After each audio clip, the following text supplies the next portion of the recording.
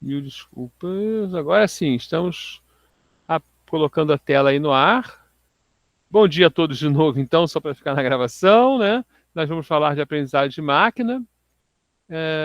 E a primeira coisa que a gente tem que chamar a atenção, como eu estava falando agora há pouco, antes de cometer o erro, de não colocar as páginas, é que muito que a gente vê hoje é muita propaganda, né? Propaganda porque as empresas parecem serem melhores quando usam aprendizagem de máquina ou quando usam inteligência artificial, né? Inclusive sendo um fator de investimento, elas prometem para o investidor e coisas assim.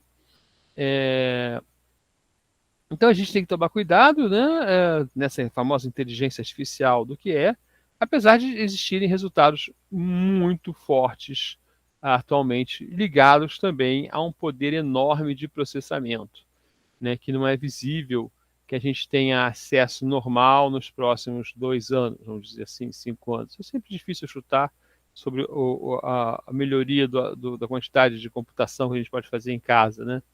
Mas a ordem de grandeza é muito grande, né? De diferença do que você pode fazer em casa e que você pode fazer nas máquinas da OpenAI, por exemplo. Né? Tem que achar aqui minha canetinha. Está sempre fugindo, achei. Quem tiver interesse em aprendizado de máquina, né? Dá uma olhada nessa empresa aqui.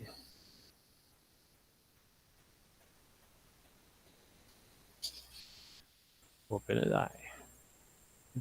Ele foi definido pelo Arthur Samuel em 59, né, como um campo de estudo que dá aos computadores a habilidade de aprender sem serem programados para isso, sobre o que ele vai aprender. Então, em vez de programar o conhecimento, por exemplo, com if, né, velocidade maior que 120, multar motorista, né, eu vou entregar para ele, né? Isso aqui é um conhecimento K. Eu vou entregar para ele o quê? Uma lista, né, de dados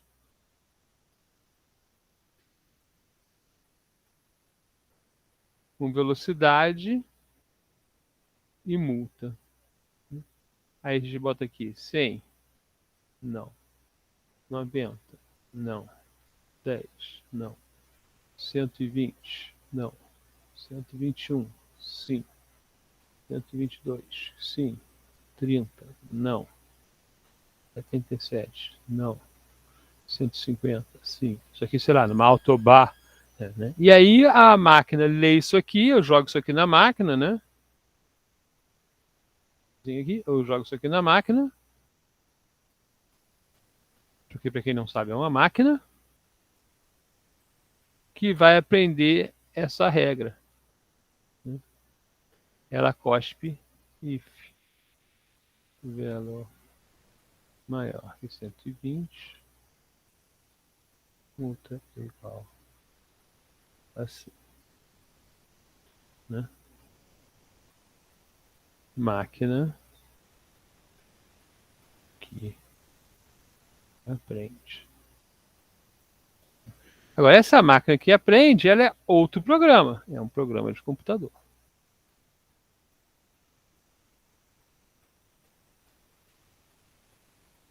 Ok.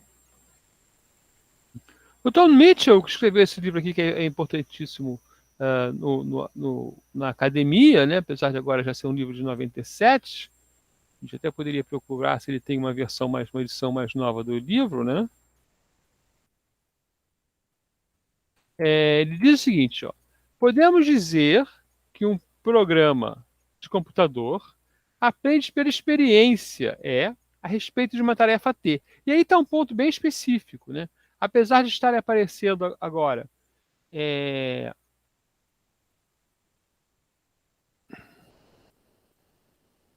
apesar de estarem aparecendo agora programas que têm um certo aprendizado geral, principalmente sobre a língua, né, sobre como a forma que os textos são escritos, e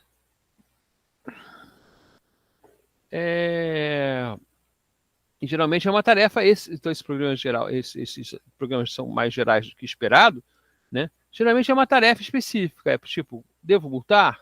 Está doente? Coisas assim bem claras, né? Um aluno meu, por exemplo, está estudando, né, se vai haver um acidente de trânsito com aquele motorista a partir dos dados obtidos no carro, certo? Então eu quero aprender pela experiência, né? Informação que eu tenho sobre aquela tarefa, a respeito de alguma tarefa, com uma medida de desempenho. Então, há aprendizado se quando eu aumento a experiência, basicamente eu tenho mais dados, né, o desempenho medido por essa medida D, né, também aumenta. Certo? Essa definição é uma definição bem interessante, porque diz o seguinte, ó, o aprendizado de máquina depende de você aprender quando tem mais experiência. Então, pode ser o aprendizado, em geral. Né? Não precisa ser um computador, pode ser qualquer coisa que aprenda como nós ou animais. Existem várias tribos do aprendizado de máquina, né? Que buscam aprender certas coisas. Né? Então, os simbolistas, por exemplo, tentam aprender regras para sistemas baseados em regras. Os evolucionistas, eles aprendem por meio de computação evolucionária, né? É muito interessante o algoritmo genéticos, os algoritmos genéticos são muito interessantes, e são difíceis parecem esotéricos, né, mas são bem fáceis de fazer e de rodar, principalmente agora, né, que tem pacotes prontos, mas mesmo assim, mesmo que você faça na mão, são bem fáceis, né. Tem os analogistas, né, os que estão olhando lá, né, isso aqui parece igual àquilo lá, né, está no mesmo grupinho, está muito próximo do grupinho, então eu tenho algoritmos que acham essa proximidade, dizem que lado de um plano, de um lado de um recorte que eu estou dentro do espaço. Né? Tem os bayesianos, né, que procuram relações de probabilidade, né? E tem os conexionistas, né, que usam as redes neurais e agora as redes neurais profundas. Né? Então a gente tem várias tribos aí do aprendizado de máquina. Nós já vimos na análise de dados, e a verdade é que os algoritmos de aprendizado de dados, de máquina, eles têm os mesmos objetivos da análise de dados. Né? Eles podem ser usados para descrever, para diagnosticar, para prever e para prescritivo. Né? Só que cada vez, se eu posso falar para análise de dados que tem um humano fazendo essa tarefa, né? Cada vez mais difícil, para aprendizado de máquina é cada vez muito mais difícil. Ok? Tem alguém querendo entrar? Uma pergunta aqui? Não, alguém querendo entrar. Então a gente sabe que a descrição é o que a pergunta, né? O que aconteceu. Né? E a ideia aqui é a seguinte: eu posso encontrar informações no meu conjunto de dados que me permitam entender o comportamento passado do negócio, né? E eu posso provavelmente usar isso mais tarde para fazer uma interferência no negócio, né? Supondo que as outras condições continuam a mesma. Né? Então, de certa maneira, todo o processo de linguagem de máquina, ele tem uma capacidade de descrever. Né? Por quê? Porque a gente sempre aprende sobre história passada. Né? Então, ele sempre tem uma descrição do que está encontrado lá dentro no modelo, né? Seja compreensível pelo humano ou não. Né? Porque, às vezes, o modelo que a gente usa são, por exemplo, modelos de regras que você consegue entender, outras vezes são modelos de rede que você não consegue entender plenamente. Então, exemplo de descritivo, eu posso querer agrupar os meus clientes de alguma forma, né?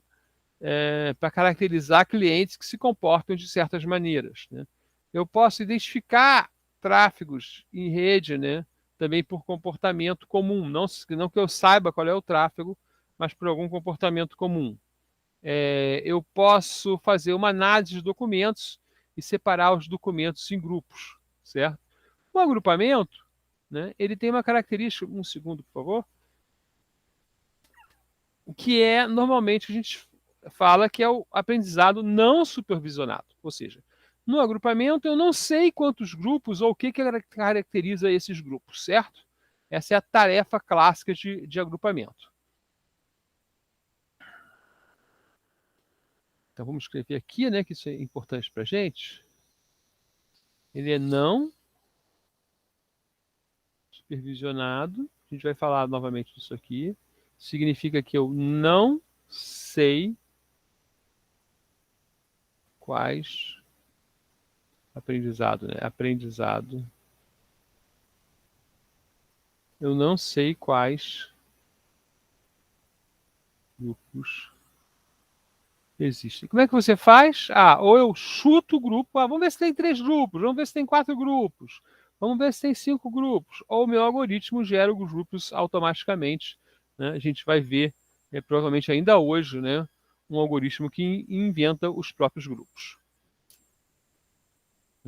Então aqui a gente tem um exemplo, né, de uma rede do Nime, né, que tenta descobrir como se dividem os tweets sobre a vacina, certo? Vou tentar aqui achar meu Nime.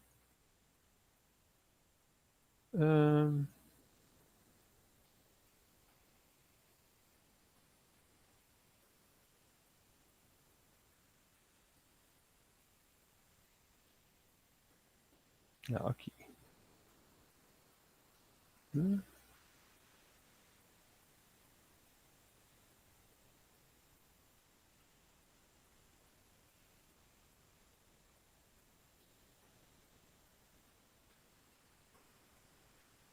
Clustering dos tweets, deve ser esse aqui.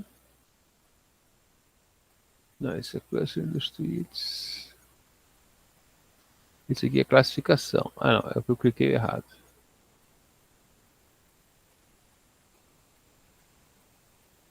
Ah, aqui tá o bonitinho.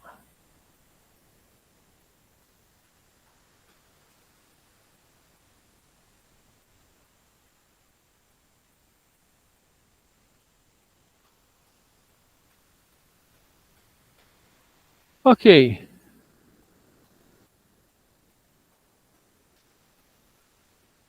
Então vamos ver o que eu estou fazendo aqui no Nime, né? Eu vou ler da tabela, né? Basicamente eu digo, né, onde está o arquivo, certo? Vou rodar de novo ele. Não nem posso, que já está rodado. Né? Depois eu transformo as strings numa coisa que o Nime chama de documento, né? E eu uso a coluna de texto full, é o tweet propriamente dito, tá? Receitinho de bolo aqui. Eu pré-processo o texto, né? A gente pode ver aqui, né?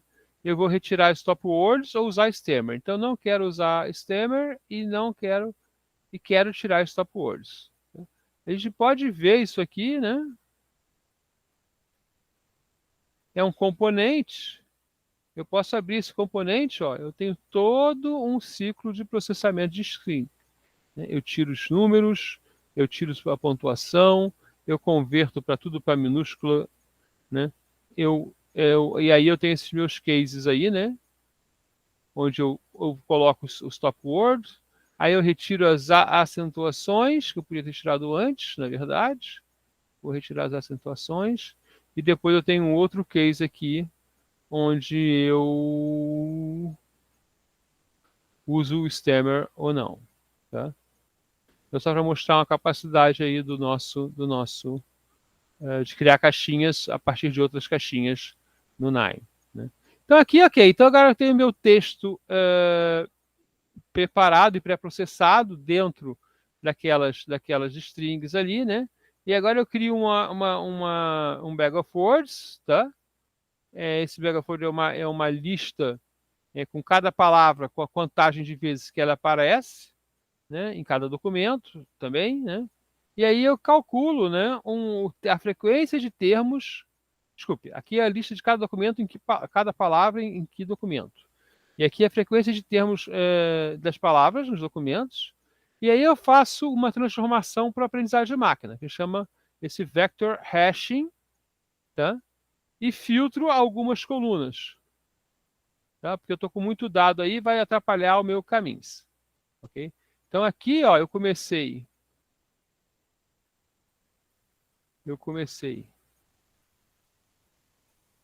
assim, ok?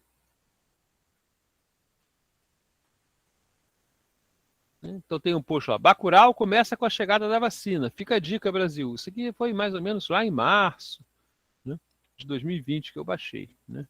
Deve ter a data em algum lugar aqui, ó. Janeiro, ó, janeiro de 2021. Ah, foi do curso de 2021 esse aqui. Tem até a foto, eu podia trabalhar com as fotos, com o que eu quisesse, né? Eu decidi trabalhar com texto. E aqui, depois que eu fritei a coluna, né? Eu vou ficar com o quê? Né? Eu vou ficar com as colunas geradas, os vetores gerados para cada termo. Tá? Então, no documento lá, Bolsonaro, né? Que é o nome do documento, tá?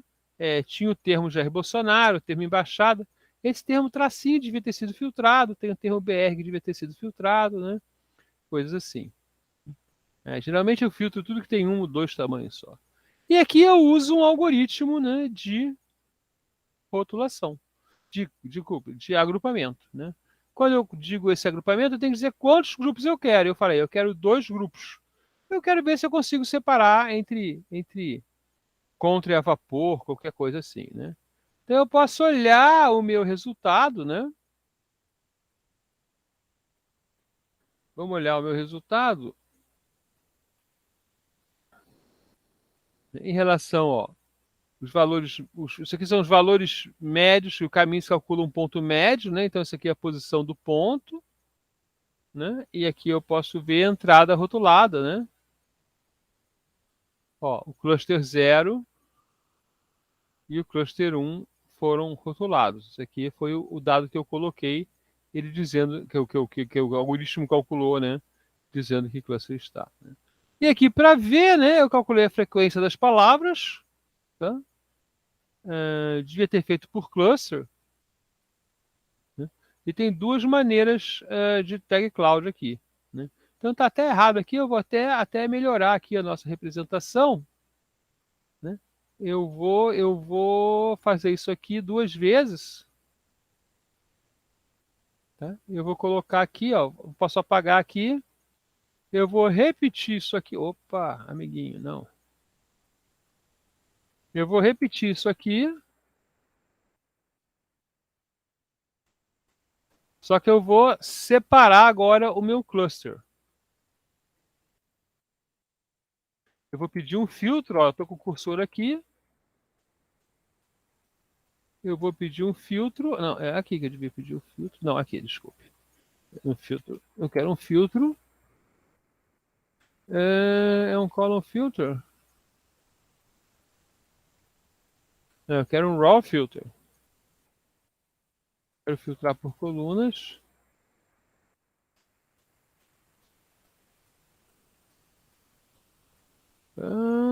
Aqui que eu quero. Só que eu queria uma coisa que fizesse um split. Vamos ver se eu tenho split aqui. Aqui, ó. Nominal Value Raw Splitter. Né? Aí eu vou pegar, ó, o resultado daqui.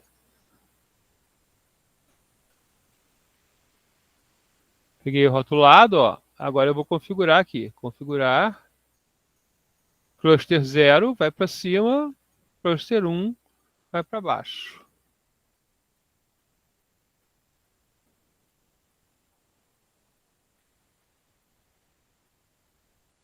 O que você está fazendo aqui?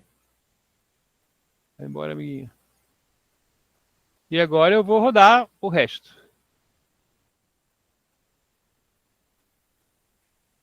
E a gente pode ver as duas tag clouds. Essa aqui é uma tag cloud de um cluster. E essa aqui é a tag cloud do outro cluster. Tá? Vocês podem olhar aqui, né? E ver como é que esses dois grupos se separaram. Né? Doses, remédio, milhões, canárias, fazem, querem bom, vacina, negros, esse tracinho que não devia ter, povo versus vírus, não, Pfizer, tomar, plantão em foco. Né? Aqui, Amoedos, paz chinesa, população funk de Butantan, comorbidade, milhões, doses, vacinados via vacina então, né? Não entendi muito bem. Por exemplo, podia ter tirado essa palavra querem, né? Provavelmente tem uma maneira de tirar essa palavra, né? Não sei porque que funk apareceu, muito doido, né? Acho que todos os twitters têm a palavra vacina. A vacina aparece nos dois. Foi por causa do funk de divulgação da vacina. Ah, pode ser, pode ser. Não me lembrava dele, não. Né? Então, tá vendo? Eu dividi em grupos. Não achei. Ok, eu não achei nada interessante aqui de largada, mas esse é o nosso trabalho aqui de análise de dados. Né? A gente vai tentando achar as coisas. Tá? Então, aqui também é uma espécie de propaganda do Nime, né? Eu acabo no final fazendo propaganda do Nime, porque a gente pode realmente fazer coisas bem interessantes com ele, tá? Inclusive a nível de exploratório, né? Que é a principal coisa que a gente faz. Né? Então, por exemplo, no último projeto, né, a gente foi usar algoritmos bem complicados, mas a gente começou, né, configurando um Nime para rodar num pedacinho de dados. Ele é mais lento, né, é um pouco que você fazer o programa em C, né? Obviamente ele é bem mais lento que um programa em C, mas você vê as coisas rapidamente. Né? Vê que eu não tive que fazer uma linha de código aí, né, só configurar caixinhas. Isso é uma grande vantagem. Depois a gente fala, faz uma caixinha de visualização aí em Python. Né? Desculpa, faz o código de visualização em Python para botar no website. Né? Novamente, como qualquer ferramenta desse tipo aí, eles ganham dinheiro mesmo vendendo o servidor que você pega esse pacote e manda rodar no servidor. Né? Obtendo os dados sempre. Ok, então a gente viu esse. E aqui tem sem dividir, né? Aqui estão todos os grupos, né, misturados. Aí foi um erro meu, mas eu queria mostrar, na verdade, é a nuvem de palavras. Né? E aqui é outra visualização da mesma nuvem de palavras. A gente pode até olhar outra visualização aqui e ver se acha alguma coisa. Não, aqui, essa aqui eu me esqueci como olha.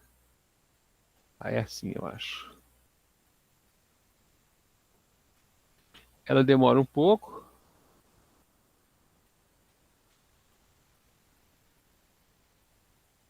Ó. Então tem o pessoal falando de comorbidade, né?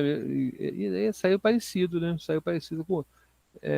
Bom, é a mesma contagem, né? Só mostra de maneira diferente. E a quantidade de okzinhos que tem, né? Então eu aprendi. Pelo menos aqui a gente aprende, ó. Outro dia eu fui numa tese, né? Que o tinha um estagiário, né? Tinha uma iniciação científica trabalhando para o cara da tese, né? Que ele simplesmente estava fazendo isso, vendo esses mapas, né? De palavras e cortando as palavras que não podiam aparecer, né? Que não interessava. Então aí corta o tá, corta esse símbolo, né? Bota o processamento que transforma o vocês em vocês, né? Para juntar as palavras. Então ele estava só limpando essa visualização. Né? Esse é um trabalho que demora tempo, acho que demora 3 meses para gerar uma visualização decente a partir dos dados que eles tinham, que eram textos de alertas para a polícia. A pessoa que ligou falar com aquele serviço do Rio de Janeiro de denúncia, né?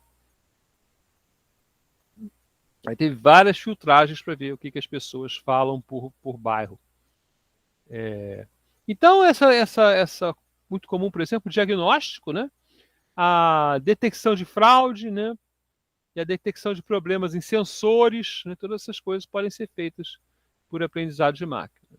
Outra tarefa comum é a classificação. Né? Por causa do tempo eu não vou seguir, mas na classificação você sabe, né, quais são as classes que você tem. Ok? Então isso aqui não é regressão linear, tá? É um Logistic Regression Linear Learner. Ele é um algoritmo de classificação que separa em classes. Né? E nós temos aqui. Eu até peguei a classificação aqui, né? Mas não é esse. Ver se eu acho classificação aqui.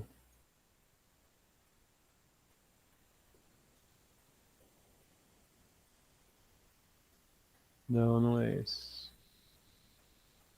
Então, opa, tem mais uma classificação aqui. A gente vai continuar, a gente vai ter outros exemplos e a gente vai andando no nosso caminho aqui, né? Aí aqui esse algoritmo aqui, né, que eu esqueci de botar o assunto, né? Ele deu um resultado horroroso. Né? tinha que classificar em 11 colunas. Não, raw ID, ó, não acertou nada, né? Porque o algoritmo não convergiu.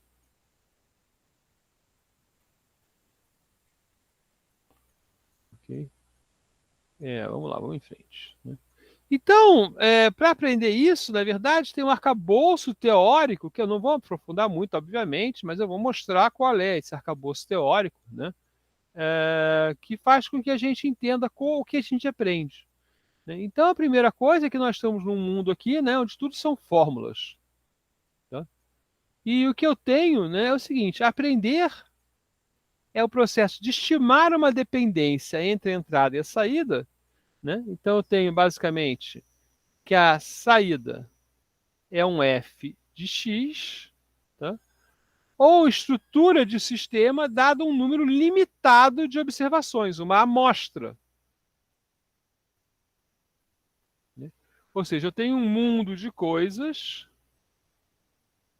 eu pego uma amostra desse mundo aqui, a amostra,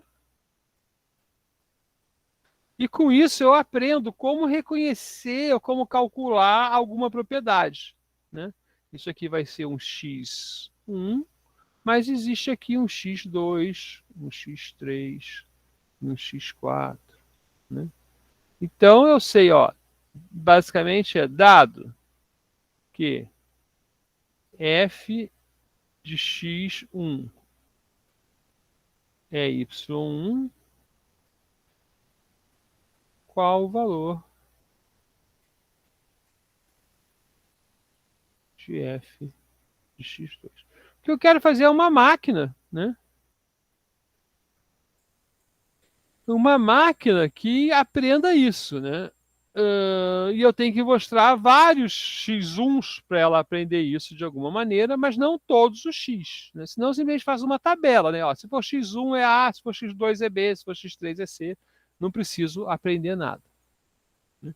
Então, o cenário de aprendizado ele pode ser calculado por essa amostrada ou reduzido de uma máquina, né? Onde eu tenho um gerador de amostras, né? Que são os meus nossos vetores x, cada amostra, ok? Então, cada amostra x i, ela é um x0i, um x1i, um x2i. Vou dar um vetor aqui. Um xni,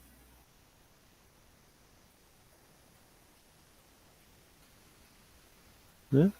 E essa amostra, né, vai para o sistema, né? O sistema gera um y, certo? E esse y, que é um vetor também muitas vezes, mas a gente pode sempre reduzir a aprender uma coisa só, né? Aprende um item de cada vez, tá? Podemos simplificar dizendo que aprendemos um valor escalar de cada vez, né? E eu vou calcular, então, né, sabendo que o x gera y, eu vou tentar fazer uma máquina que gera aproximações de y o melhor possível. Era melhor dizer aqui, né, que ela tem uma saída principal, que é um modelo.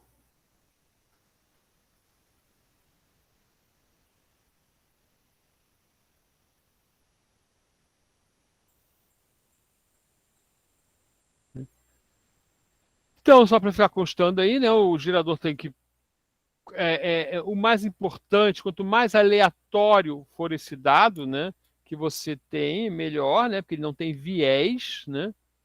E aí tem o conceito de viés, né? São direcionamento dos dados e, consequentemente, do aprendizado em uma direção. Não devia ter usado direcionamento, né? Mas vamos ficar aqui. Né? Normalmente essa probabilidade dos dados é desconhecida, né? Então o que a gente tem é uma situação observacional, né? Ou seja, você já tem os dados lá. Né? Então, a aprendizagem de máquina tem uma característica diferente dos experimentos. Né? Os experimentos, você vai lá numa máquina e gera dados, né? E de uma certa maneira que você deseja e avalia aqueles dados. Né? Aqui, no nosso caso, é uma observação empírica. A gente vai no mundo real e vê o que o mundo real tem que dar para a gente. Ok? A não ser, é claro, que você esteja tratando teoricamente o problema. Né? Então, o sistema gerado, o modelo gerado, produz o valor de saída y para cada vetor de entrada x. Né? Não, desculpe, é o sistema real, né? E essa função tem o que a gente chama de uma função de densidade de probabilidade condicional desconhecida. Né? Ou seja, tem uma probabilidade de dar y dado x. Né?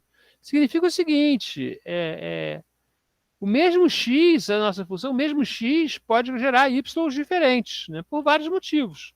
Então, por exemplo, a gente tem aqui o y f de x mais e, onde é um ruído. Né, que você está medindo lá as ondas de rádio, por exemplo, né, para saber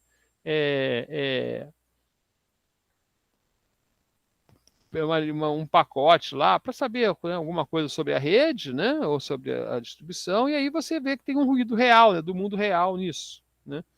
Mas qualquer coisa pode ter ruído. Se você olhar a votação, pode ser que algumas pessoas tenham votado errado. Né? Ou se você olhar uma pesquisa, pode ser que algumas pessoas tenham dando para você o resultado errado intencionalmente ou não. Os sistemas reais, então, normalmente, eles têm, a gente tem que sempre lembrar disso, né? Variáveis não observadas. Né? O que significa isso? Se você quer saber, por exemplo, se há uma diferença de comportamento, de nota, né, entre alunos que leram ou não leram um livro, né, vamos supor que os alunos que leram ou não leram um livro, né, pode ter outra variável ali que você não sabe, que é se o aluno viu ou não viu o filme do livro. Então, sou professor lá de literatura, quero saber se ler o livro faz o cara entender mais Machado de Assis, e esqueço que ele pode ter visto o filme e não lido o livro.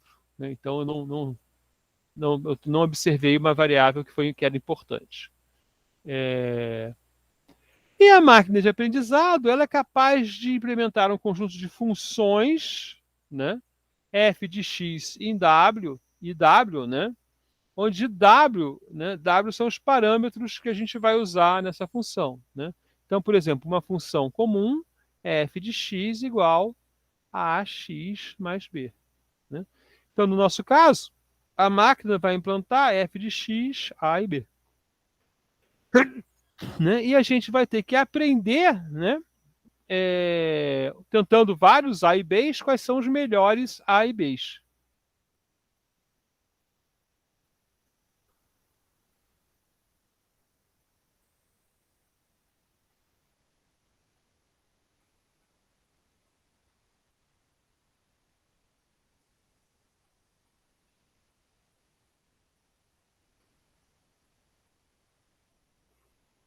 Deixa eu ver aqui como é que o sistema também é F. O sistema devia ser outra linhazinha, né?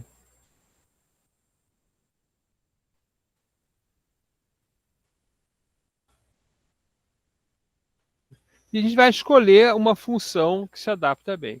Então aqui tem alguns exemplos, né? Na regressão paramétrica, né, um polinômio de Gauss fixo, né? O meu W, o polinômio de Gauss fixo é isso aqui, né? Y é igual a 0 mais A1 x1 mais A2, desculpe, x2 mais A3. Ou melhor, devia ter escrito outra coisa aqui, deixa eu apagar tudo e vou escrever o certo aqui.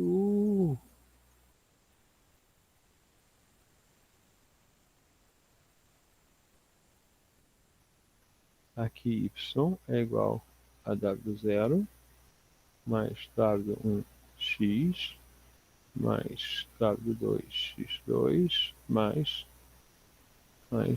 W. M menos 1, X menos 1. Né? E aí eu fixei o M. Tá? Eu posso não fixar o M, né? E colocar o M aqui também como parâmetro. Né? Então aqui o meu f de x wm, né? A gente podia até melhor ter escrito assim. Né? Botar o M aqui e o M aqui. Né? E o que a gente vai fazer, né, é tentar aproximar, né? Então a gente supõe, eu suponho que a função é real essa aqui, né? Eu vou tentar aproximar essa função de alguma maneira, né? E essa maneira pode ser linear ou não linear, ok?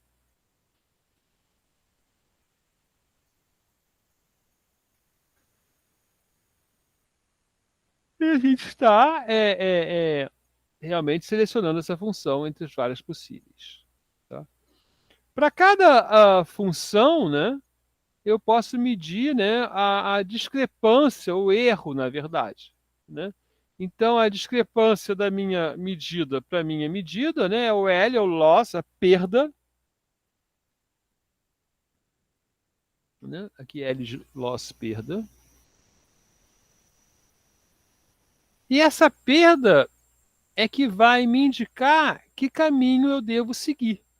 Certo? Então, se eu peguei lá um dado, vamos supor aqui, né? Eu tenho aqui, ó, f de x, eu estou supondo que é a mais b, ax mais b. Né? E eu quero achar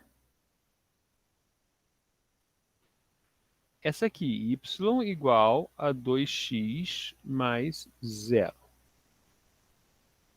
Certo?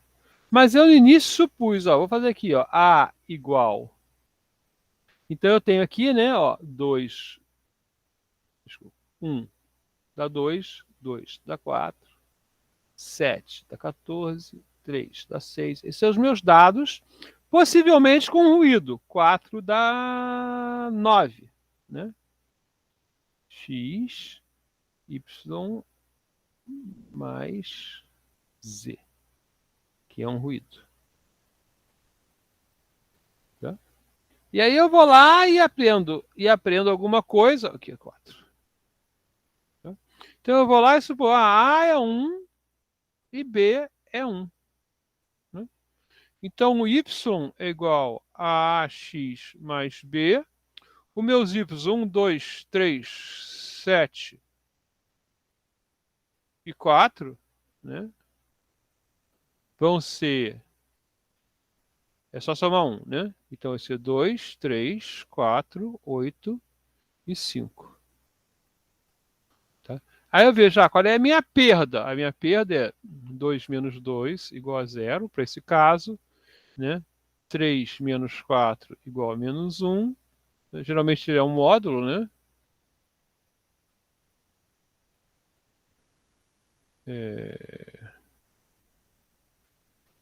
4 menos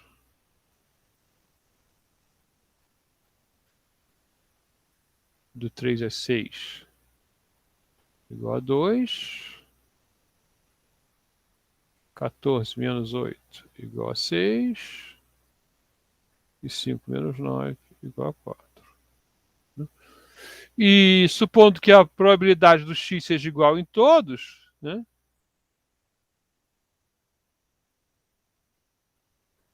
Eu posso dizer aqui que a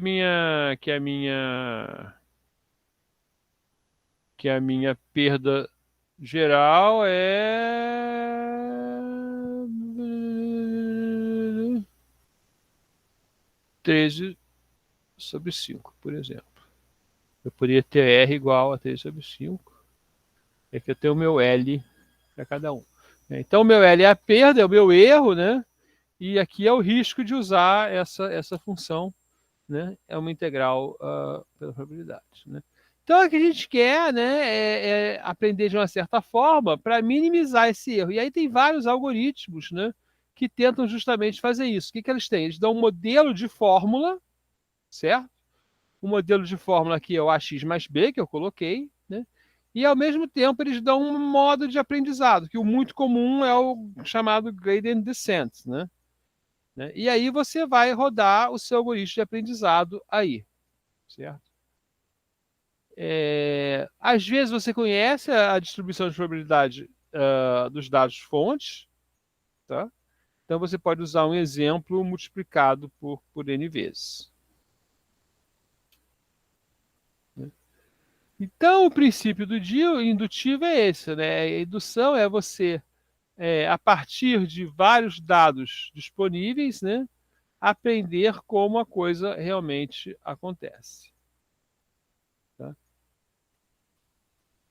Indução é isso, né?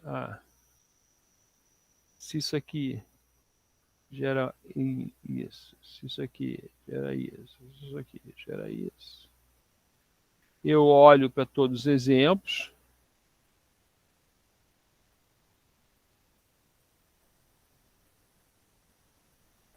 E acho f de x. Alguma terminologia, né? A gente vai ter que ter um dataset de treino, um training sample, né? Que são os dados usados para aprender. Né? A gente tem a função alvo, né? Que é a função que a gente quer modelar, certo? A gente tem a hipótese ou modelo, que é a função que a gente quer, acredita que é parecida com a função alvo, né? E a gente tem o algoritmo de aprendizado, que é como criar um modelo a partir dos dados de treino. E aí a gente tem os parâmetros, que são os parâmetros da função que a gente está otimizando, e os hiperparâmetros, que são os parâmetros da função otimizadora.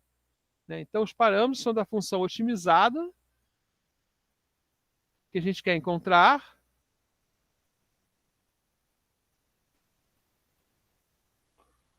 da função otimizada,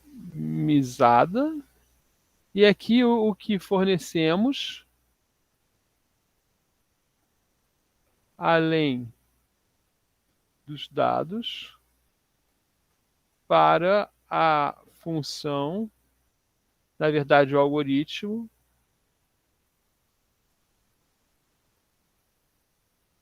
otimizador. Né? Então, otimização linear com gradient descent, por exemplo, que ela vai ter um passo. Tá? Gradient descent, por exemplo, a gente calcula uma distribuição de erro, né? E a gente está aqui. Então a gente vai tentar descer para o erro menor aqui. Isso aqui é o passo.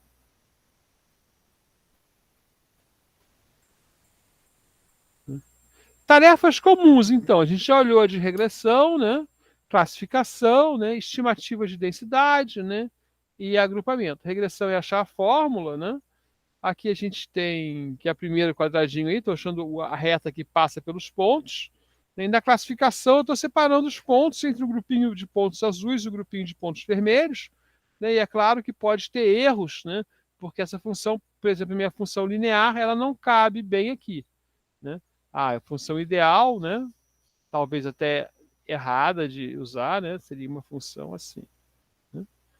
Mas a gente provavelmente não vai fazer isso. Né?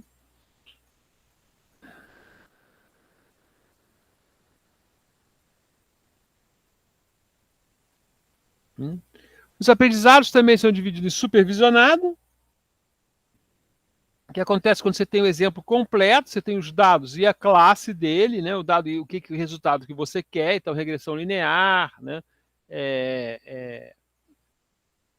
classificação, né, aprendizado não supervisionado, quando você sai buscando uma coisa que você não sabe que está lá, né, e aprendizado por reforço, né, daqui a pouco a gente vai ter um exemplo disso, né, significa que a cada tentativa de classificação ou que você faz, acontece algo no mundo real e você aprende a partir do fato de você ter errado ou não. Então, o que a gente tem em um algoritmo de aprendizagem de máquina? A gente tem uma representação, né? Vem da linguagem lá, tem uma avaliação, é como ele é avaliado, e tem o processo de otimização. Né? Então, por exemplo, a representação, eu posso representar como árvore de decisões, né? Aqui tem uma árvore de decisão, né? Eu devo aceitar ou não a oferta de trabalho? Se o salário for acima de 50 mil por ano, né? Não, não quero. Se está a mais de 1 hora do meu trabalho, sim, não quero. E se tem café de graça, sim. Né? Se não tem, não quero.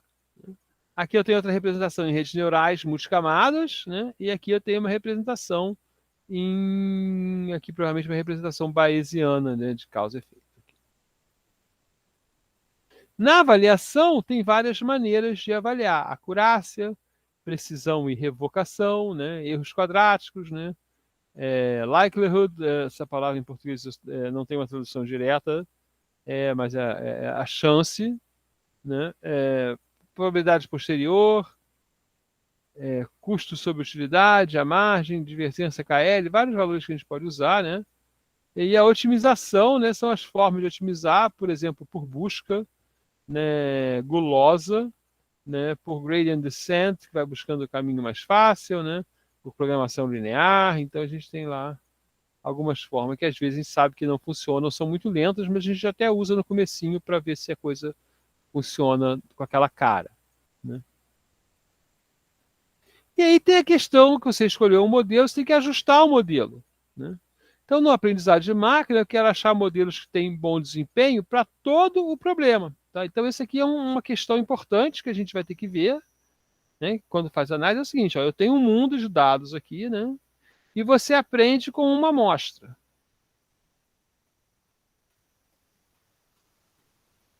Essa amostra, ela pega e você joga na máquina aqui de aprendizado.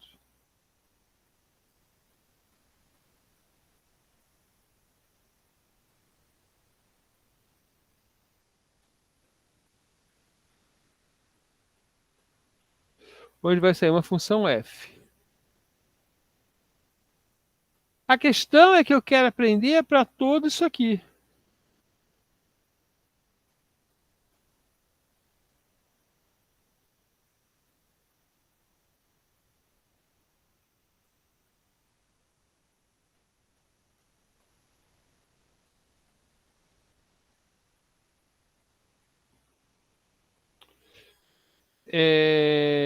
Então, não só para a amostra.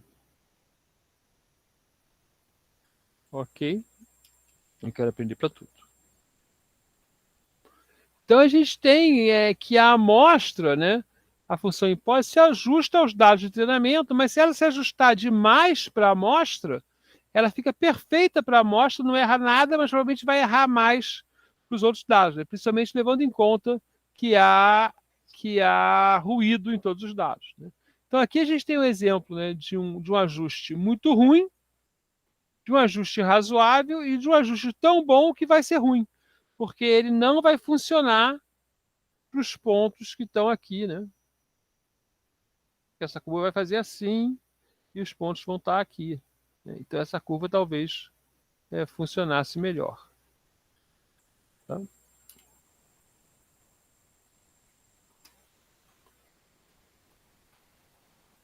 A complexidade do modelo é de quantos parâmetros ela tem, né? Então, vamos lá. Y igual a AX mais B. 2 parâmetros. Né? OpenAI. Eu acho que são 750 milhões de parâmetros.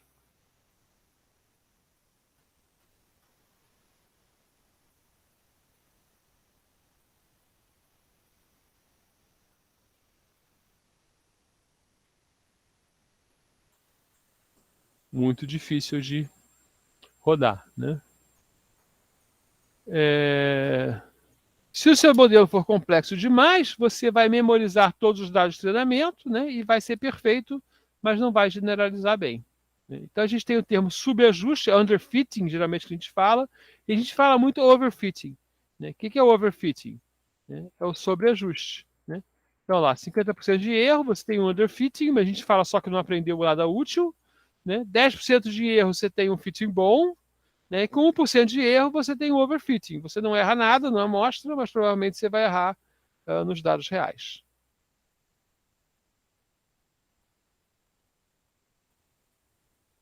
E aqui mostrando, né, como isso depende, né, do seu modelo. Olha lá, o modelo com 5 variáveis aprendeu todos os pontos, mas não corresponde à reta real, à curva real.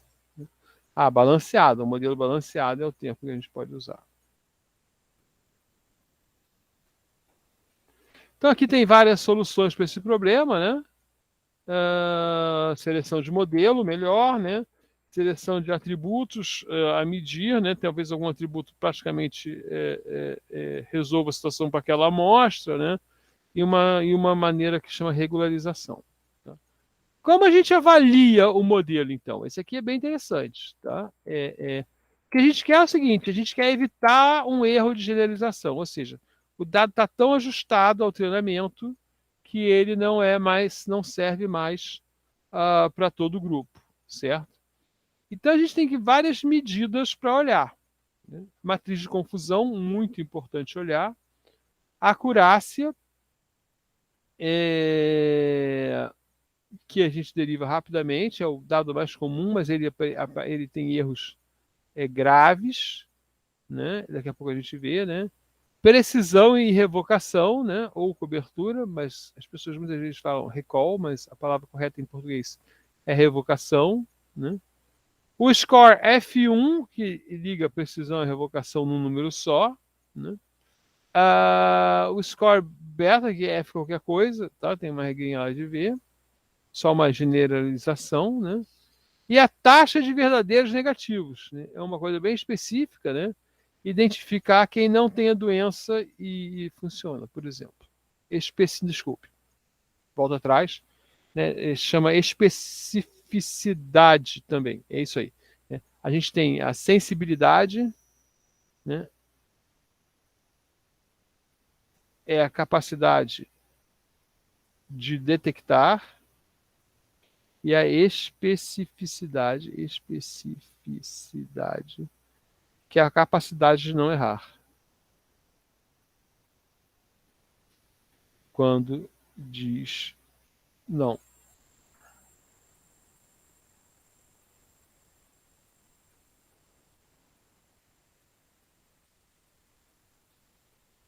Essa tabela aí, né, que chama matriz de confusão, né, ela mostra o que a gente acertou, né, dentre os positivos, quer dizer, é sempre Bom, aqui pode ter vários parâmetros, tá? Pode ter uma matriz de confusão com várias classes, não precisa ser duas classes só. Mas é bem fácil ver com duas classes. Então você tem que falar se é verdadeiro ou se é positivo, né?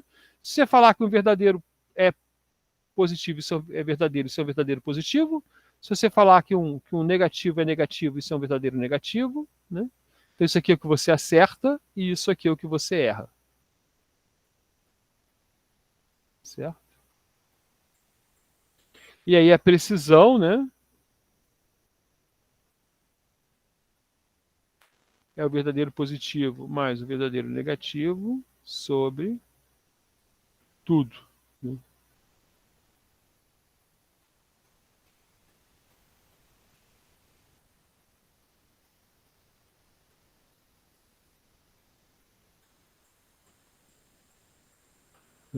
Então, desculpa, isso é a acurácia, né? E aqui é VP, VN, PRP. Predições corretas sobre todas as predições. A predição é tudo que eu disse que era. A precisão é tudo que eu disse que era positivo, os positivos que eu acertei sobre tudo que eu disse que era positivo. Isso que é a precisão correta, né? Isso aqui é a acurácia. Gente, como é que eu errei isso? Então a acurácia, ela é capaz de errar algumas coisas, né? E a revocação é tudo que eu acertei entre o que eu devia ter acertado. Então aqui a gente tem aqui uma outra representação gráfica do que é precisão e revocação. Tá?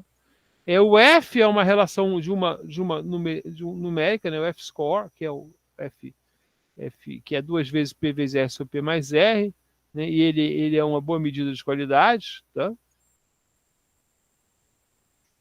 E o F-beta, né, é uma medida de qualidade que favorece, né? Quanto maior, se esse número aqui for maior que 0 favorece a revocação, maior que 1, né? Se for menor que 1, favorece a precisão. Estava pensando predição aqui, sabendo que não era. Tá? E aí a taxa de verdadeiros negativos, que é uma informação também importante para a gente. Tá? Então, como é que a gente avalia? Né? Olha, tem esses valores aqui, que são os valores que eu vou avaliar. Principalmente, né, hoje em dia, o que a gente avalia? A gente avalia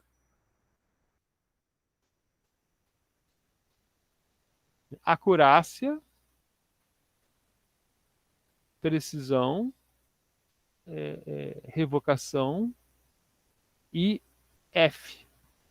Tá?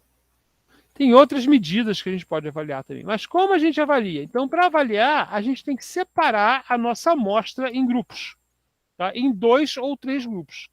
Dados de treino e dados de teste, ou dados de treino, dados de validação e dados de teste.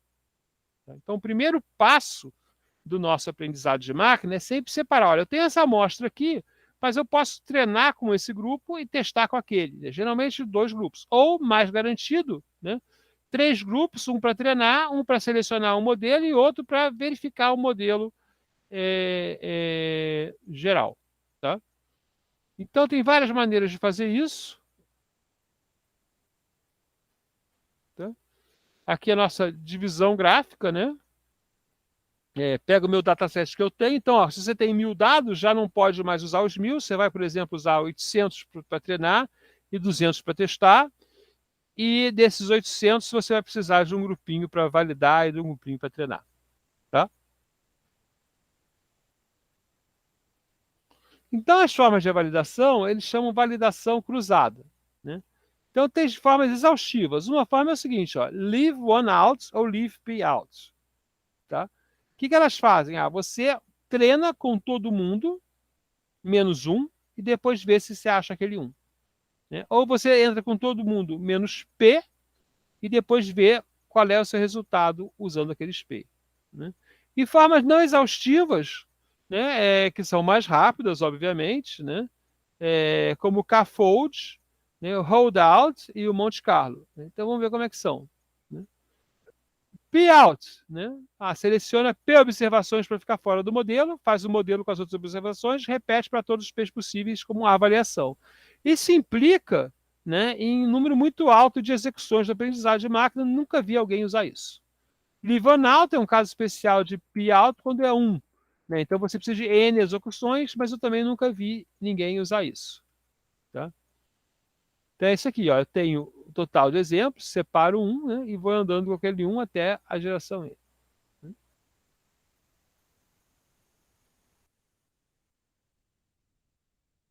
A fold, esse sim é muito usado. Eu divido o meu grupo em K ou 5 ou 10 subgrupos, né? Divido minha amostra em 5 ou 10 grupos, né? Eu aprendo com K-1 e testo no grupo restante. Né? E eu faço isso para todos os grupos. Né? Se KHN, isso é igual a LOOCV, né? Que é o leave one out. Né? Mas não é isso que a gente quer. A gente quer o K entre 5 e 10. Né? Então, é um tenfold assim, ó, eu tenho meus dados, né? Eu divido ele em vários grupinhos de dados, né? A cada round eu vou usando um grupinho diferente para verificar o meu algoritmo. Quando K aumenta, o viés diminui, mas o custo aumenta. Né? Se K é igual a 10, é considerado um bom número, né? Para datasets muito grandes, o K pode ser menor. Né? Aqui é um K-fold estratificada. Por quê? Porque às vezes a minha distribuição real no mundo real, ela é desequilibrada. Por exemplo, eu vou lá pegar quantidade de alunos em computação, né? E eu vou ver que tem mais homens e mulheres que mulheres. Então eu quero aprender algo, eu não posso ter um grupo que só tem homens e um grupo que só tem mulheres. Eu tenho que aprender em grupos iguais. Então eu vou separar os meus grupos dessa maneira, com essa estratificação. Tá, então eu vou garantir que meus grupos seguem a mesma proporção, né, do que a base real. Né? E Monte Carlo, né? Monte Carlo você cria divisões aleatórias dos conjuntos de dados. Né? Você não tem essa regrinha do K, é uma generalização de tudo. Tá? No caso de três conjuntos, você tem o K vezes L fold validation. Na verdade, é um K-fold duas vezes. Tá? Não tem muito o que explicar, não. Né? E agora sim a gente chega nas formas de aprendizado. Né? Aprendizado supervisionado, você recebe a entrada, o X e o Y correto. Né? Normalmente você vai classificar ou fazer uma regressão, né? Que é predizer um valor discreto na classificação, encontrar dentro de categorias, né? E na regressão você achar uma curva que dá um valor. Então aqui tem um exemplo de classificação, né? Na verdade, à direita, né? Só está separando o valor 0 e 1, né? E um preditor de regressão que você quer achar uma fórmula, né? E aí tem duas abordagens. Você fez uma linear ou uma exponencial, né? E aí você escolhe qual é a que você acha mais adequada.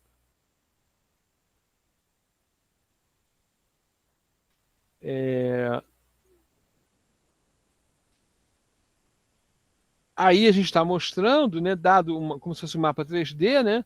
Dado duas características, né? Como é que eu classifico, né? Se está no grupo de risco, vamos dizer assim, que é o X, ou do grupo sem risco, que é o bolinha. Tá? E no mundo real vai ter impactos. Vão aparecer um grupo no outro, né?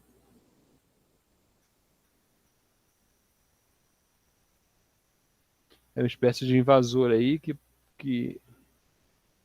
pode até ser real ou pode ser dado errado.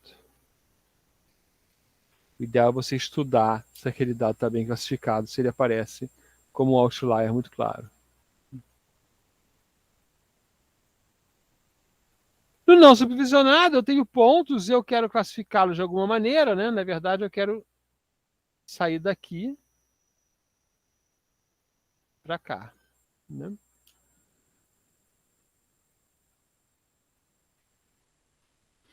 E de reforço está ligado lá, né, o que foi usado pelo Pavlov, né, para reforçar, né? Então, a cada passo do agente, né, no ambiente, você reforça com uma recompensa, né, se ele agiu certo ou com uma penalidade se ele agiu errado. Né? O que é uma penalidade? É corrigir os valores da forma, uma recompensa dá mais peso para os valores das formas. Né? Então, isso aqui pode ficar. E aí tem um Flying Bird aí que é jogado automaticamente. Agora tem uma seção, coisas que foram feitas. Né? E aí é o seguinte, ó, você vai dar uma pontuação, né, pela vida, né, a pontuação para cada ação em cada ponto. Né? Se o Flappy Bird ainda está vivo, você vai somando 1, né, e se morre, você dá menos 1000 para aquela ação. Né? E você só precisa ver, né, o que está à sua frente. O estado é go up, que é a única coisa que você pode fazer, ou do nothing. Tem esse artigo aqui como jogar Atari, né? A gente tentou jogar Doom usando uma base de dados que existe, um algoritmo que existe também, e não deu muito sucesso, não. Não, a verdade é que precisou de muita máquina, precisou de muito mais máquina do que a gente tinha acesso em uma cadeira.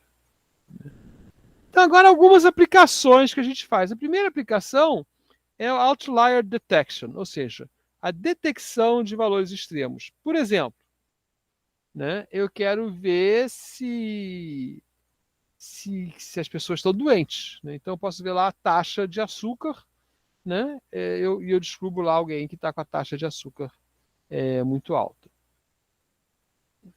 Segmentação de mercado, isso aí é bastante interessante. Eu quero saber quem tem um exemplo até famoso, né, da Target, que resolveu fazer uma segmentação de mercado para descobrir quais clientes estavam grávidas. Né? E aí ela começou a mandar coisa de kit para grávida para uma casa, né? Mas o pai da menina abria e o pai não sabia que a menina estava grávida, a menina estava escondendo dele, deu uma confusão. Né? Análise de redes sociais. Né? Você quer ver, separar a rede social, né? Como eu estava fazendo ali com o Nime, né? Em que as pessoas falam. Né? Detecção de spam, muito famoso isso durante uma época. Todo mundo queria fazer detecção de spam, né? Foi a época que o e-mail estava na moda, né? Agora, provavelmente, as empresas que transportam já tentam fazer isso antes, né? Reconhecimento de voz, tarefa muito difícil, né? Porque as pessoas falam de maneira diferente, né? E as palavras também não vêm com ondas certinhas, as palavras se encadeiam, né? Principalmente em algumas linguagens. Mas você não fala João e Maria foram à floresta, né? Você fala João e Maria foram à floresta, e isso aí se tem que uma tarefa difícil, já começa sendo difícil em separar as frases. Reconhecimento de imagens, né? A gente está vendo isso aí super na moda, o pessoal discutindo, né? Reconhecimento de pessoas procuradas pela polícia, né?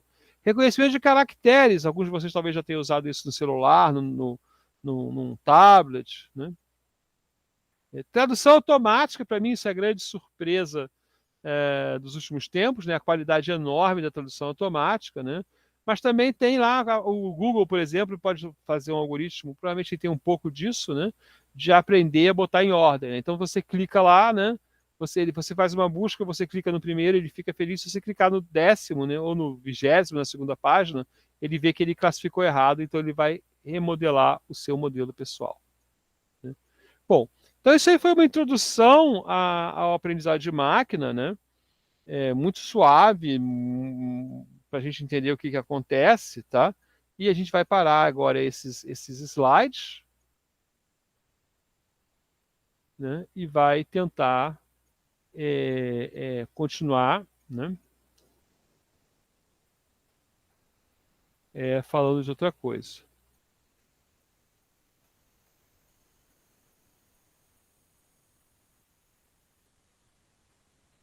Eu esqueci de interromper a gravação.